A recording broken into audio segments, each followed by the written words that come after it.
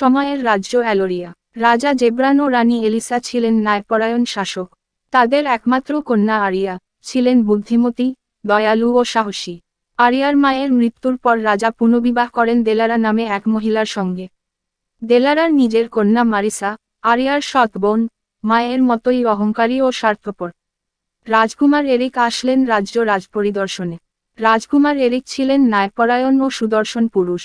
দেলারা চেয়েছিলেন এরিককে বিয়ে করতে হবে মারিসার সঙ্গে। তিনি পরিকল্পনা করলেন এক ষড়যন্ত্র, আরিয়াকে অসম্মান করে ভুয়া অভিযোগ করলেন যে সে রাজ্যের মানুষ ও রাজকুমারের চোখে অপছন্দনীয় হবে।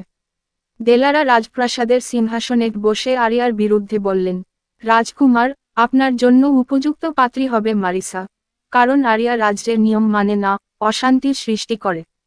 কিন্তু আরিয়া ধৈর্যশীল। তিনি মানুষের পাশে দাঁড়ালেন, দরিদ্রদের সাহায্য করেন, কৃষকের সমস্যা সমাধান করেন।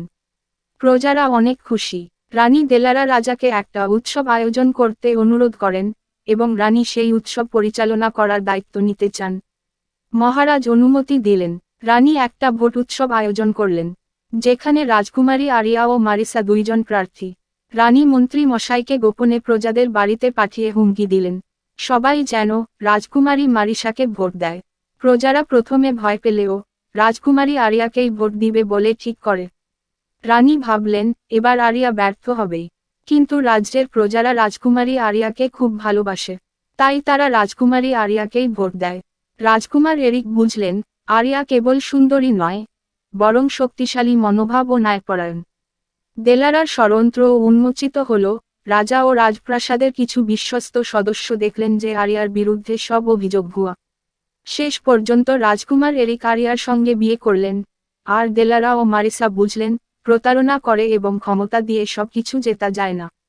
রাজ্য জয়লাভ করল সততা, সাহস আর ন্যায়ের মাধ্যমে।